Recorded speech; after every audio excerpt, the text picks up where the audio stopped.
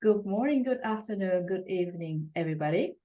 Thank you for participating in the first Globinar from the Global Chamber Barcelona. My name is Yuka Nakasone, Executive Director of the Global Chamber Barcelona. My guest today is Susana Jimenez. She's a human resource expert with more than 2 decades of experience.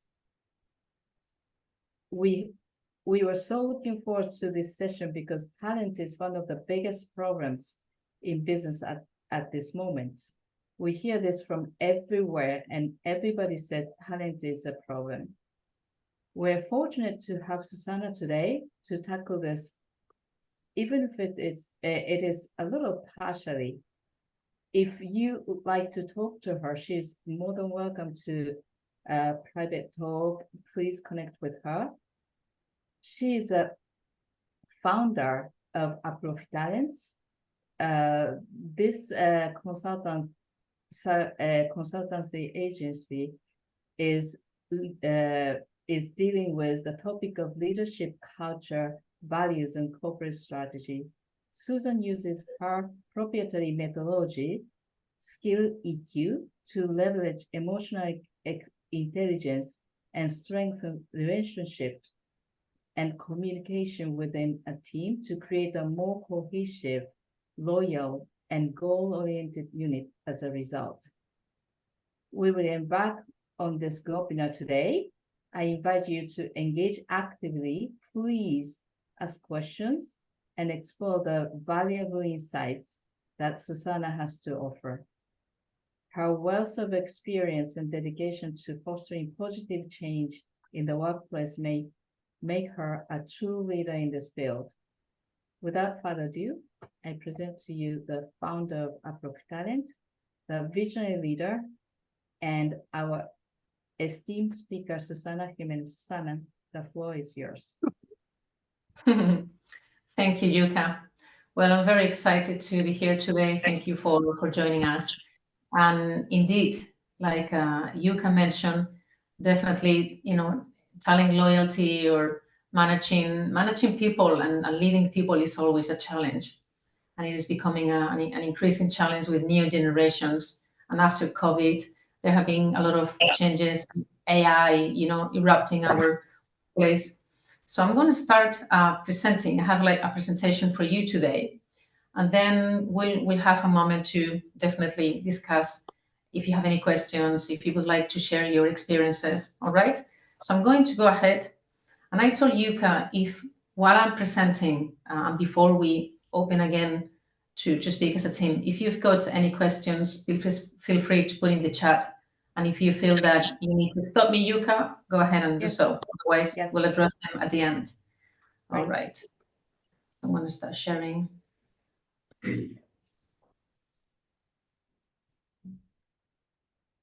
So this is the presentation I've got for you today. It's by the way, this picture has been generated by AI. Just for you to know, I told DALL-E 3 and ChatGPT, the paid version, what I wanted, and it produced this picture. So this is how. So navigating through Generation Z talent management challenge. Like I was saying, there is leading people and managing people is always a challenge, but then we have the new generations coming in. So why is it critical to talk about talent loyalty or talent retention? It is critical because it's affecting the way we work. It's affecting business in way that, financially speaking. So what I did is I've got some definitions for you because some of you may not be from human resources, some data, the cost and impact of employee turnover. So let's start with some simple definitions like talent retention or loyalty. It covers a series of practices, policies, and strategies designed to reduce turnover rates. Well, if we think about a period of time, for example, at the beginning of the year and end of the year, let's say we have 100 people working in the company. And when we finish the year, we have 100 people working in the company, maybe more. Maybe there is no growth. We have the same number of people, or 50, or 70, or 50, the same number of people. But are they the same number of people? Or some people have left the company and then we have hired new people. let's say out of 100, to make a simple number, 10 people left. So we have 10 new people by the end of the year. That would be the same like saying that we have 90% of talent retention or 10% of turnover rates. Maybe it's 20 people left in a year. Then we would say we have 20% turnover or 80% of talent retention. So some people, as a HR advisor, some directors or managing directors ask me, Susanna, how do I know? I have this KPI. How do I know that is okay? What percentage is good? I said, well, it depends of the type of company. It depends especially of the industry. So the best is always to find maybe in best place to work or great place to work, the different surveys, different places that you can find out, what is the turnover rate of the competition. Okay, so think about industry, location, and then maybe 72% is high, maybe it's low, 10%. So it really depends of the industry, the type of company you have, small, medium, part of the world, but definitely. So how about turnover? Is the loss of an employee, all right, but it's also a financial setback. It costs approximately 1.5 to 2 times an employee's annual salary to find and train a replacement. So, Anna, yes. The data you are sharing here, like 1.5 to 2 times, is it Spain, EU, global data? Can you Thank you share for where the data coming from, please? The data, and I'll share that in the next slide, comes from a recent report published in July 2023 by the global consultancy Gallup, GALLUP. And I've also some recent data from McKinsey. So I wanted to get a global perspective, not specific. I do have some specific from US, UK, and Europe, but other than that, it's global. And thank you for asking. I'll share that in a moment. That was a good question. So when we think about these costs, some companies don't have, they're maybe small to medium corporations, so they don't have a human resources department, or they may not have the right people to cover talent selection and recruiting. So they have to get a external consultancy, and this is more or less the cost. In any case, let's look at other effects that it has. For example, team morale. Let's not forget about this. The average time to replace an employee, again, we're talking globally, average, is roughly 2 months. Okay, so it's not only affecting the workflow, but it also has an impact on team spirit. So I have an employee, doesn't matter if it's another manager, when we say employee, it's someone leaving the company, in any position. So someone is leaving a company, let's say it's sales department, and we have one salesperson or team leader who's leaving the company. We talk a lot about talent retention, or people who leave a company is like talent is leaving the company, right? So people who stay think, so what? I'm loyal. I've been here for a few years. I'm not considered talent because I'm not leaving. Second, they're maybe losing a friend. Sometimes people, not all the time necessarily. It's not like a workplace doesn't have to be like family or friends, but it's good to have a good relationship and respect with people. And sometimes you do get to have a really good relationship with someone and you consider your friend. So this person is leaving, and it's going to be a new person coming in that hopefully will be selected and it will be the right fit, that our culture, what we like to do, the way we work, it's a good fit. But at the same time, while this person is up and running, we have to probably do part of the work. But at the same time, we're losing a friend. So statistically, the likelihood of additional departure rises by 9% when a coworker leaves. And in the smaller teams that are, for example, 2 to 3, 4 or 5 people, the risk escalates to 25%. That's a lot. So increases team morale, and you are eventually going to lose more people. This ripple effects extends beyond internal dynamics, adversely impacting employer branding and diminishing the company's appeal to prospective talent. So why I mention this? For many years now, HR consultants and advisors, coaches, we are advising companies, telling them to take different things into consideration when we discuss talent loyalty. And one of them is employer branding. Many companies are still, especially, normally the companies that are like big corporations with thousands of employees, not necessarily, but most of the time when you look at companies, taking all the different approaches and all the different, how do you explain this to you in simple terms? When a company is not working on the employer branding, as I see personally, and also looking at recent reports, is because they don't think that the impact is enough as to pay attention. So if you don't pay attention to your employer branding, if you are working in a company, whether it's yours or you're working in a company, and you see, like today, I'm this week doing training to two managers in person here in Barcelona from Saudi Arabia, and they're telling me about their company, where it's a leadership course.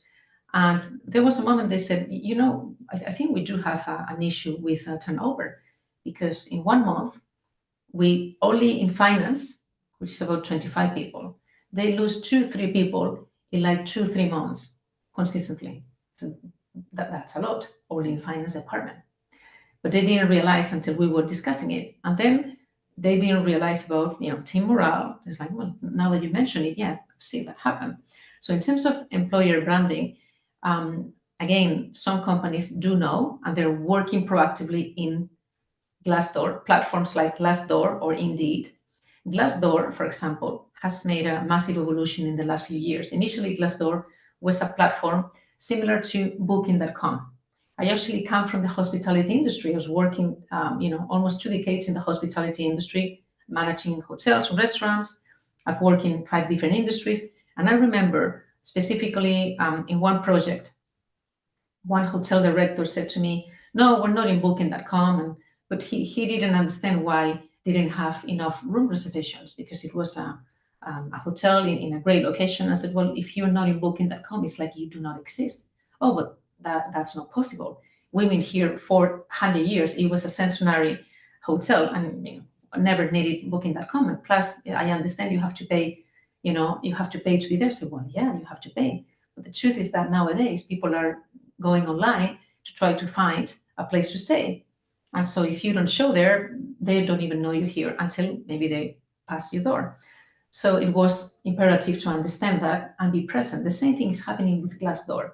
Initially, it was a place that employees who are working in a company, especially who have left a company, they would leave reviews there about their life in the company, how was the selection process or the interview process. CEO, general manager, managing director, or the direct manager. So leaving reviews about the life in the company. Most of them already left. Some of them are still working there. But now Glassdoor has become a platform where companies can really manage the branding and the reputation. So they are proactively using Glassdoor. They use Glassdoor to publish their offers. So what I say about this is, very often employees, when they're looking to work for a company, they go to platforms like Glassdoor before they even apply for your company to see what's the reputation of your company. And Glassdoor is increasingly, just like LinkedIn starting to be small, and LinkedIn now is like massive. Glassdoor is like, has a huge impact. It is having a huge impact in employer branding. So knowing about it will make you be aware and say, oh, maybe I need to go there and check out what is what is my review. It starts from 0 being, when I work here, 5 top employer. So some companies like 1.9, 2%. And when I'm advising them and I see that, they don't even know about it. So this is the reason why I brought it up. So then let's look at a couple more data that I brought for you today. 80% of employees in companies with an aging workforce are expected to retire within the next decade. So people who are now 50, 52 years old. This presents a unique challenge and an imperative need to place focus in younger talent retention and developing a people-first culture. So actually, the name of my company, A Profit Talents, talents, it's the same in Catalan, Spanish, English is talent, right? People. And a profit comes from, develop and take advantage of the people you already have, develop the people you already have before you go out trying to find new talent. So this is the thing. You have seen how expensive it is to replace someone leaving. It is also expensive to, hire new people. If we're growing, well, fantastic news. We're growing, we're making more income, no? So we are going to have to hire new people because we're growing, fantastic.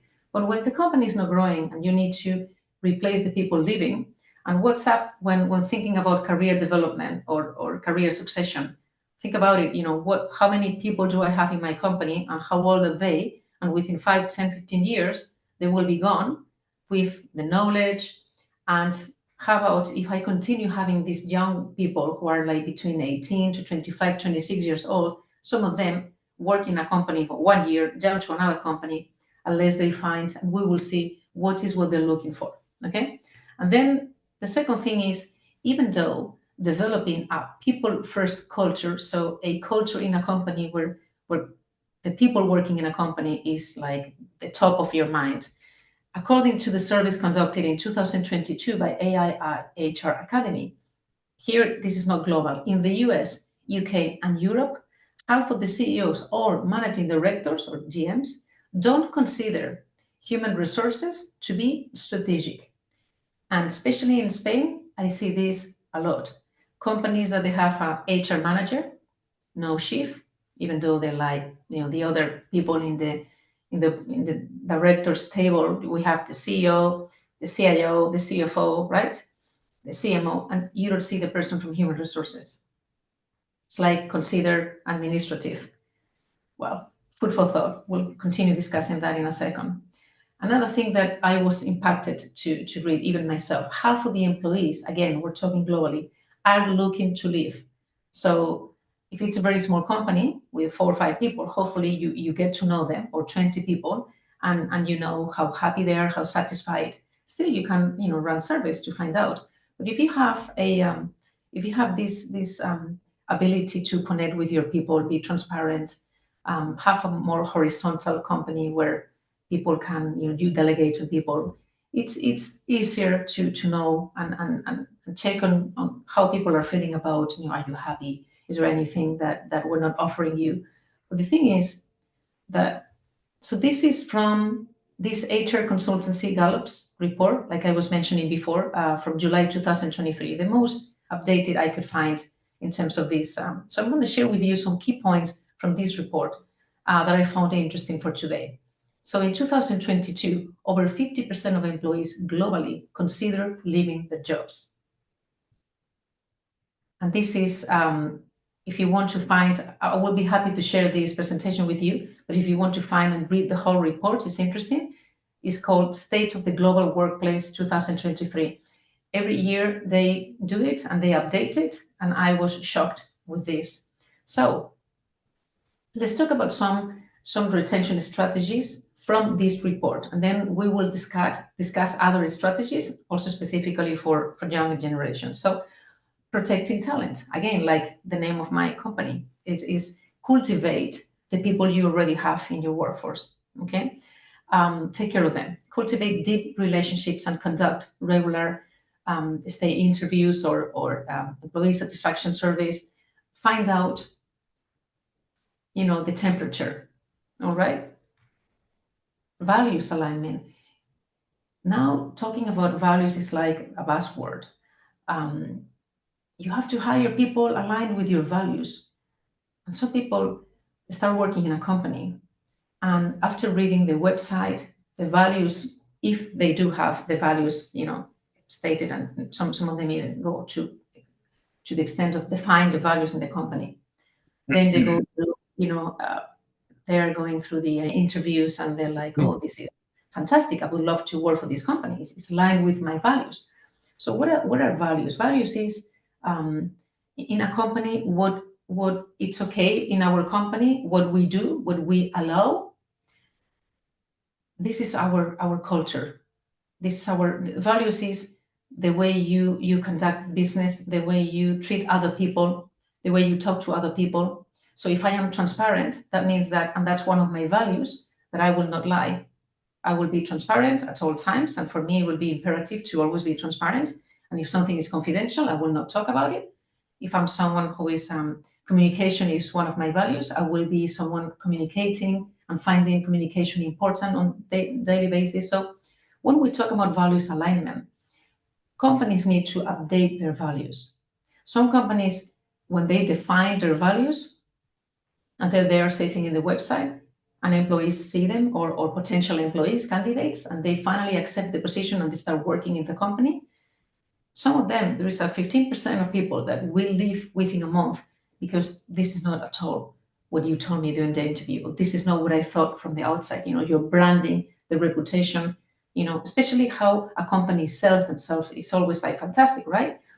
But then the values are something that needs to be updated to begin with. And at the same time, it says here, define and live your organization's values to inspire and retain employees.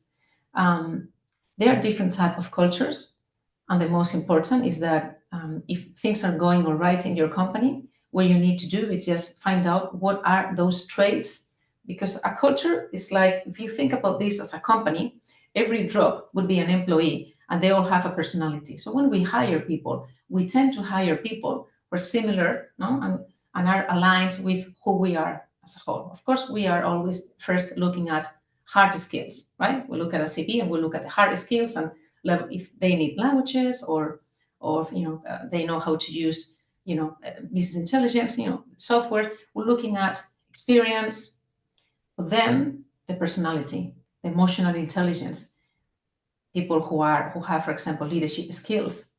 So the sum of everyone working in a company, that would be the culture. And if you look at this, it would be like the CEO. So yes, it's not as important every job, because one employee doesn't have the same impact on the company than the CEO, for example, or the managing director. That would be the culture. And everything we do not allow here, everything we don't accept and we don't tolerate, that's also culture. So are your values the values that are displayed in your website? Are those values the ones that you really have? Are they updated? And do you really live them? And are you inspiring your people with them? So how about proactive recruiting? This report also talks about the importance of adopting a strong sales-like recruiting approach, focusing on what your organization offers. This is something that every company, if it's a small, medium, depending on the resources they have, you all can do it, but again, in different levels. Okay, but proactive recruiting is not enough with talent retention, important to keep people loyal to the company and they don't leave. But when we need to recruit people, we need to have a transparency, and we need to, it's almost like if you go to for example, you read the reviews of a restaurant and it's fantastic, and then you go there and you are disappointed, or you look at the pictures of some the dessert, or pictures of the salads or the meat, and then you go there and it has nothing to do with the pictures. You're like disappointed. Imagine when people start working in your company and they have seen something before or read something and then they see it's completely different. That's very disappointing. So in conclusion of this report, balancing talent retention with effective recruiting is essential in the current job market. Companies excelling in both aspects are likely to succeed in the talent war. So yes, we are talking about two different things, which is talent retention and effective recruiting. Effective recruiting, when we talk about sales-like recruiting, is HR working with the marketing department and communications, and working on employee branding and using their own employees. Sometimes they take pictures of events and share them in social media. There are many ways that you can work on your branding, and you can actually make a proper approach, HR working together with communications and marketing to work on this branding and have a proactive recruiting. So people are attracted to your company And even if you don't have any offers, they still send you the CV, maybe through the career page of your website. That's always very interesting to have a pool of people. So now let's talk about engagement, also from my own experience. There are certain compensation packages or also employee benefits perks that different companies are starting to offer or have offered for a while. And again, it's not about having them all. It's about the type of company you have, the size of the company. Is it local? It has different offices around the world. Are people only working online? Do you offer hybrid? So let's take a look at some of them. Retirement plans, paid time off. It could be, vacation, sick leave, personal days, maternity or paternity, different type of leaves. Gym memberships. Now, a gym membership is something that is very in because it allows your workforce to be healthy, all right, and maybe avoid, sick leaves because people are not taking good care of themselves. Now, young people value these gym memberships. Childcare assistance, employee wellness. Now, I see some companies offering like nutritionist or coaching. There are some companies now that they're not offering coaching for an employee or a manager who they believe needs to develop themselves because there is an issue and people maybe have complained, which I have seen that as well, or team coaching because there is a team who has an internal issue and they need team coaching. Some companies are, when discussing about training and development, some people say, I'd rather have coaching, something personalized for me, instead of maybe an online training. We'll discuss about that because sometimes a specific training should be offered completely tailored and online, and it can be, more affordable. And sometimes I can see also, I have been seeing for especially the last year and a half, shift in terms of companies during COVID and after COVID were asking me, for example, for only online training and online coaching. Even though pandemic finished, we were able to work, they were like, no, let's continue online. It's more comfortable. But then they have realized that sometimes people disconnect and they're not really using it. And so if you pay for something, it's because you want to see results. And when you look at the KPIs, they should be improved. So we'll talk about that in a second. I've also seen companies, especially companies that hire, for example, developers or IT or technological companies. They have like chill out zones, especially game rooms. Guys and girls who are, developers, they are very focused and concentrated in designing an app or improving something for like 2-3 hours, and it's like they need a break. And the offices, they're starting to offer like game rooms, and they're happy with that. They go there, they chill, they also connect with our other coworkers, they have a good time, maybe on their break, before, after, obviously always controlled. Things that, depending on the type of company, there are different things that one can do. So today we wanted to discuss specifically Generation Z expectations, right? So we've been talking about a type of engagement and some benefits that people love to have apart from the salary, any perks, that gym membership. But then I like to call this leadership driven engagement or building a people first culture, like I mentioned before. So why leadership driven engagement? Because it's really when I teach in the university young students leadership and emotional intelligence. And so when I look at them, for example, masters, they are like 28, 29, 25, 26. Some of them have already working experience. And so I ask, how long have you been in a company? Are you still working? And what you like the most? And very often, when people leave companies, they leave the manager or they leave a culture that they believe is toxic or a culture where the type of leadership just doesn't allow them to add value. They believe their voices are not heard. So let's talk about what can we do in order to do this leadership-driven engagement, right? This report from 2021, also from Gallup, says that 54% of office workers say they would leave their job for another job that would offer flexible work time. So yes, this is pretty recent, and one of the top expectations, not just from generations that I bet you're also thinking, I also want to have flexible working hours, or also being able to work from home. Some companies after COVID said, oh, I remember specifically one CEO, also a friend of mine, said to me, Susanna, I'm saving loads of money now because we're moving to a co-working space. They have like a massive, office in Barcelona, downtown Barcelona, expensive. Susanna, people are not coming back. He's got a lot of, mainly he's got developers. It's a software company, so people are not coming back to work. Only some of us older we like to interact. So I was thinking back then, I was like, okay, let me know how it goes. Why? Well, so you are allowing them to work 5 days from home and not come back. Yeah. Okay, let me know how it goes. Why? I'm curious, because before they were interacting with our people, so I'm curious. Other companies, you probably know some, did the opposite. I remember my friend Raquel, she was so annoyed. Oh my God, so what's happened? So, well, my company said that we all have to go back to work 5 days and no more working from home. Okay. So then it was like a test. And then there were some companies like Adamo Telecom, one of my clients, they were like testing. So the HR director said, we're going to test, Susanna. We're going to let people do like 3 days from home and 2 like must. They can choose. Then 2 days coming to the office. Okay. So again, let me know how it goes, because this is like we're testing new waters.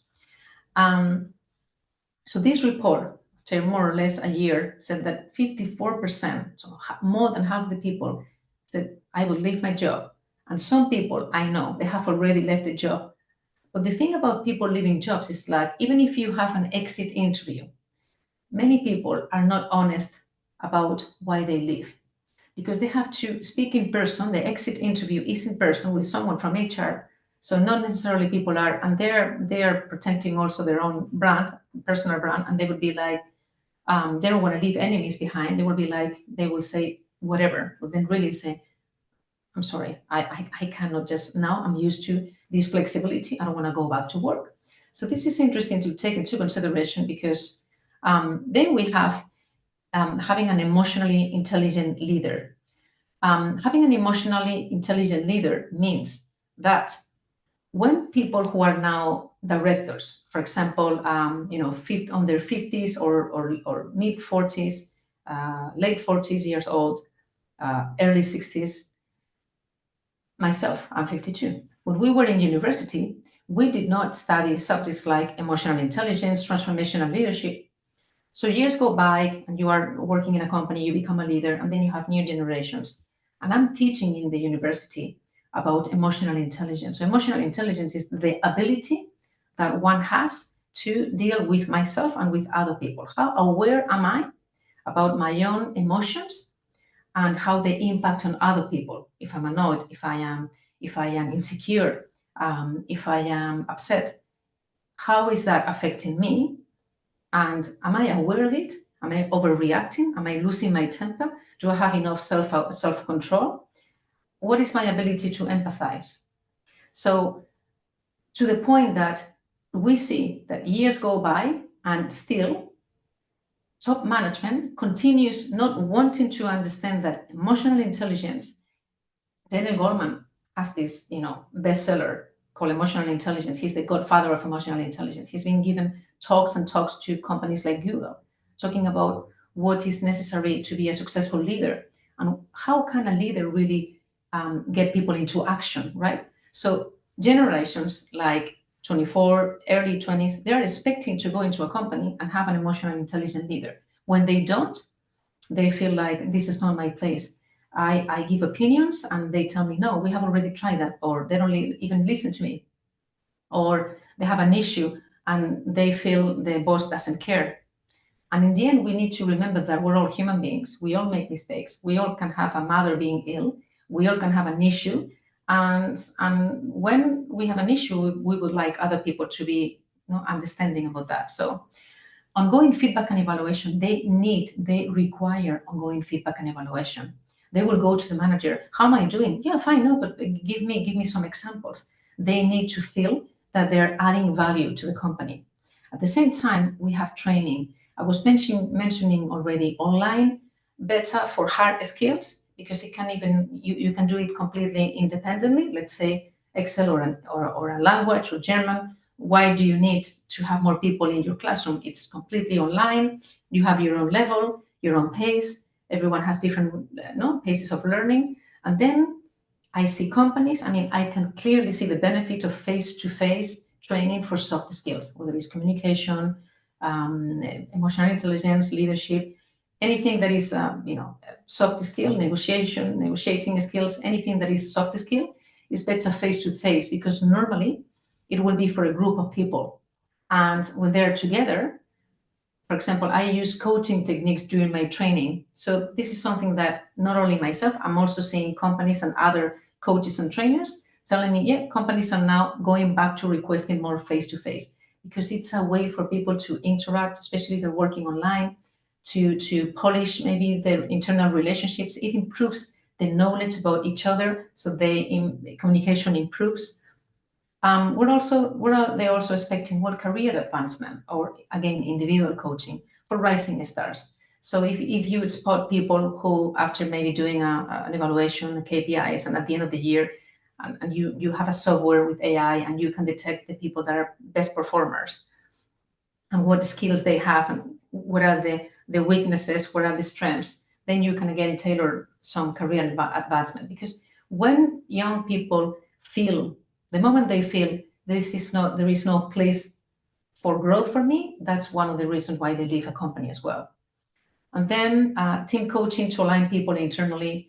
There is a methodology that I developed in 2017 called Skill EQ, based on emotional intelligence, EQ from emotional coefficient. Because one of the things that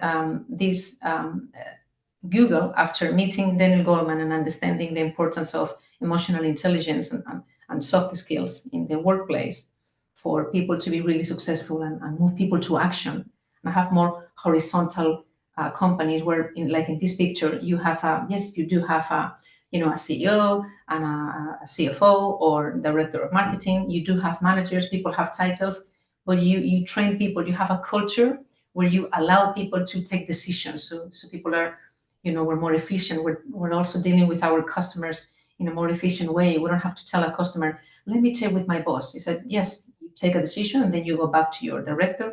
So when a company or a specific team is not aligned, is not, or someone new joining a team, there are different moments when a team coaching should be in place, and it's like the best solution. It's fast, within just a few hours, between 6 to 12 hours or 16 maximum, depending on the number of people of a team. You can reach properly aligned. It improves internal relationships, communication. And in the end, what we want is to make more money, right? And to be more effective. So right now, before I look at the last slide and then we open mics for everyone, I would like you to go to this, to do some reflection. I would like to get your feedback. So go to mentimeter.com, MENTI, just put that in Google, mentimeter.com. When you click enter, you are a user, and the only thing you need to do, you don't need to sign up or anything. You have to just put this code, this number, 69721300. When you input that, you will be prompted this question: what are your main concerns at work? This is confidential. So what you do, once you've got to mentimeter.com, you insert this 8-digit number, 69721300. Then you can answer. Just it can be whatever is your concern. Just put your concern there. Okay. So now, what I'm going to do, does everyone have the code? Can I switch screens?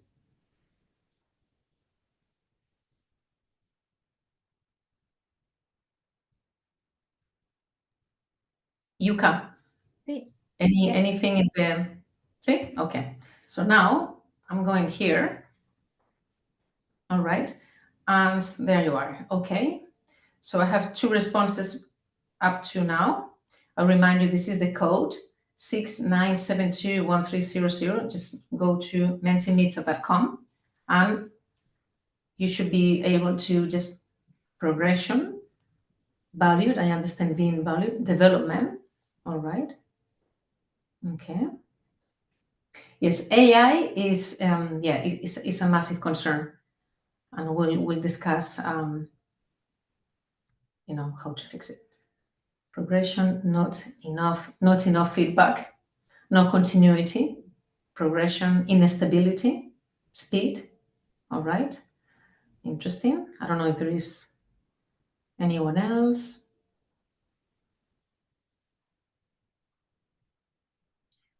Yeah. As you can see, not very far from um, feedback, progression, courses. All right. I imagine that overwhelm. Yeah. So you see constructive feedback. So this is what we were talking about. This is why it's so important to develop. We all need to understand what is emotional intelligence, what are the 5, 6 pillars or components of emotional intelligence, and how can I develop it myself. Once you really understand what it is, you start putting it into practice.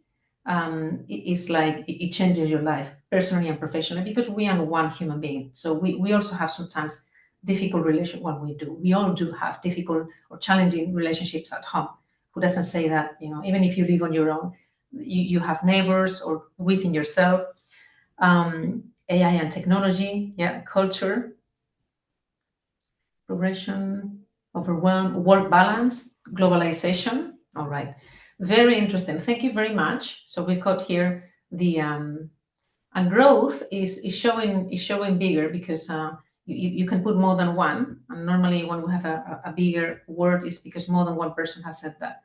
All right. So yeah, culture, no continuity. Okay. So now I have a second question, and actually maybe it's better to see it here. Okay. And the second question is, what do you value the most at work? So currently, it doesn't matter what is your title or your, what is what you value the most, and it's the same code. Okay. So now let's go back and check live. And Is it the same code? yeah. Normally you should be prompted like if you are in the same, if you have remained in the page, or if you go back to mentimeter.com, it is going to tell you that there is another question, which is, what do you value the most at work? Let me know if you have any issues. Yes, I have an issue. I don't see the new question.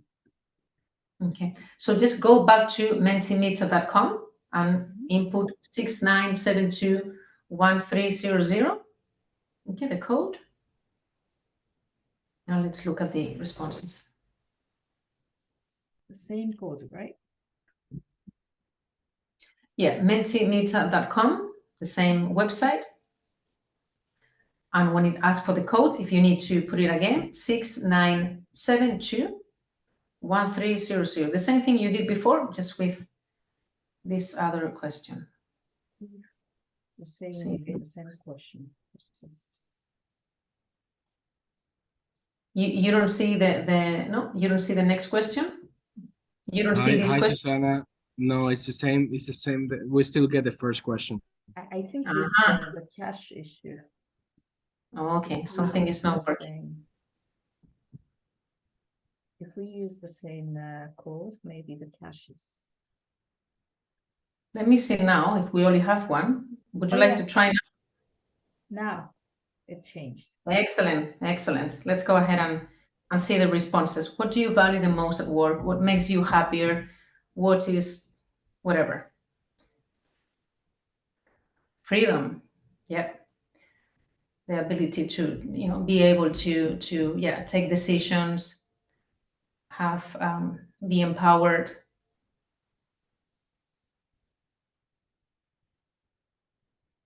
What else?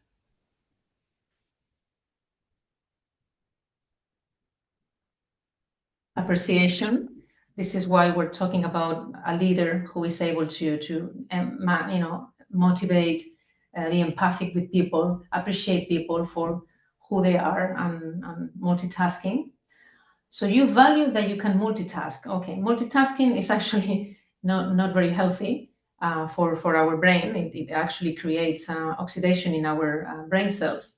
But the truth is, multitasking means I am able to do different things, so I'm not bored. I understand that.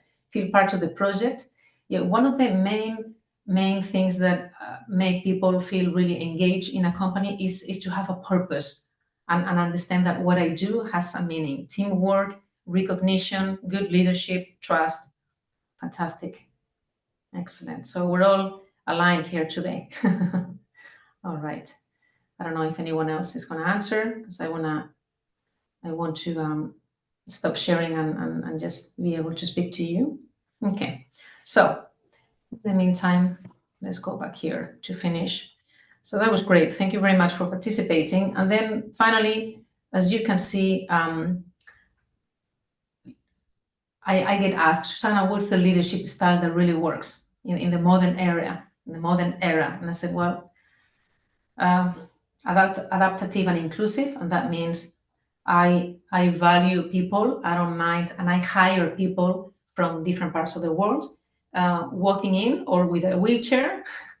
I don't mind the gender, the sexual orientation, the religion, or it doesn't matter. Adaptive and inclusive. Empathic and people-centric. You are in need of empathy and understanding, trust, appreciation. So you all agree on that. A visionary and inspirational, who understands what's the vision, where are we headed, and is able to inspire people to move to action and get together as a team in the same direction. Collaborative and participative, always. And then technologically savvy.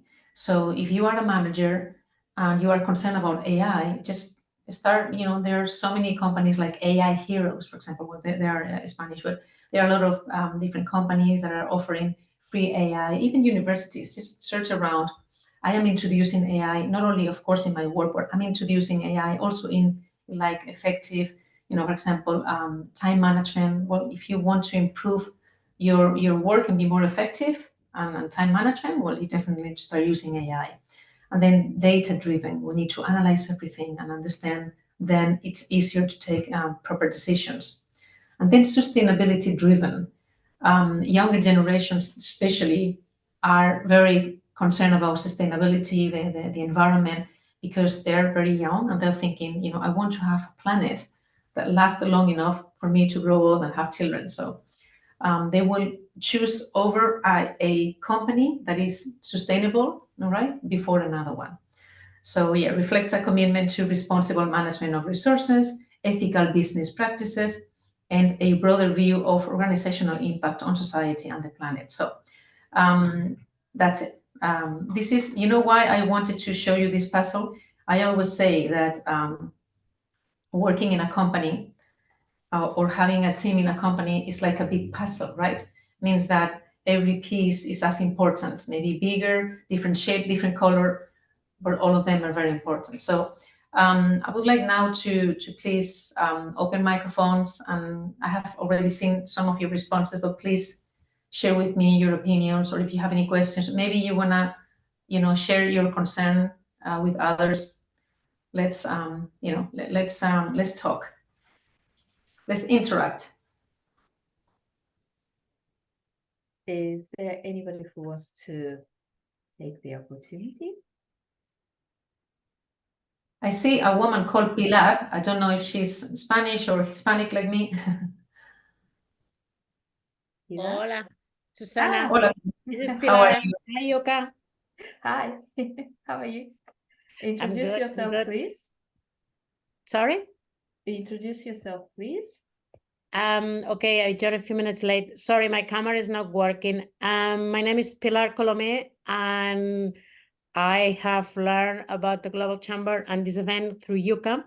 And my experience is as a project manager, product manager in localization and globalization and translation. And I lived in Ireland for 25 years, and I'm just back to the site of the Mediterranean for the last 4 years.